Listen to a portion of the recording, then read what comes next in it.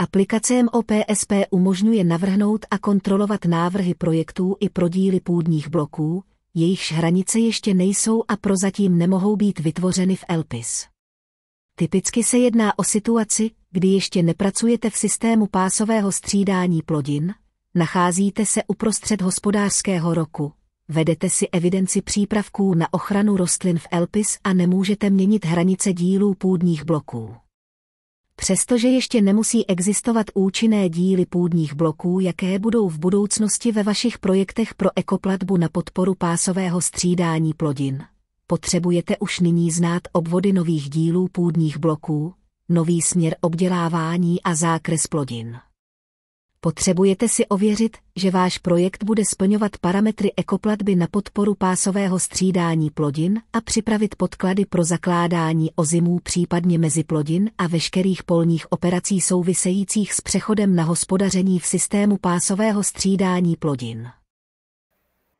Aplikace MOPSP nyní umožňuje testování projektů pro podporu pásového střídání plodin i pro díly půdních bloků, které ještě nejsou účinné. Stačí zakliknout zaškrtávací pole Neřešit účinnost DPB v záložce Výpočet sklonů a trajektorií. Aplikace bude ignorovat nesprávné hodnoty Z-kód a čtverec v atributové tabulce polygonu dílu půdního bloku při vytváření protokolu s vyhodnocením projektu PSP. Je také vypnuta kontrola shody hranice s účinným dílem půdního bloku. Upozorňuji, že výsledek bude pouze informativní, ale můžete jej použít pro plánování polních operací a změny v LPIS. Pracovní vrstvy můžete použít pro kompletní projekt, jakmile se stane nový návrh dílu půdního bloku účinným. Aplikace vám vytvoří všechny vrstvy dokumentace, včetně kontrolního protokolu, vyjma souboru import_projekt_PSP zip, požadovaného k nahrání do předtiskové aplikace Státního zemědělského intervenčního fondu k žádosti o ekoplatbu na podporu pásového střídání plodin. Ve složce dokumentace naleznete podsložky s názvem test_PSP, která je obdobou složky navrh_PSP v dokumentaci obsahující kostru projektu PSP.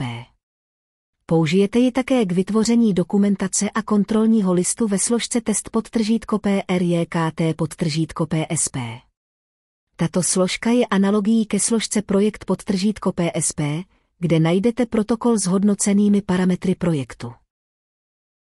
Pokud ji zadáte do záložky Projekt v aplikaci MOPSP, vytvoříte soubor s vyhodnocením projektu podobně, jako když vytváříte řádnou dokumentaci s projektem PSP. Výsledný protokol bude vždy obsahovat upozornění, že nebyl použit účinný díl půdního bloku. Z tohoto důvodu také nemohou být splněny všechny podmínky požadované nařízením vlády. Jedná se pouze o test parametrů budoucího projektu pásového střídání plodin.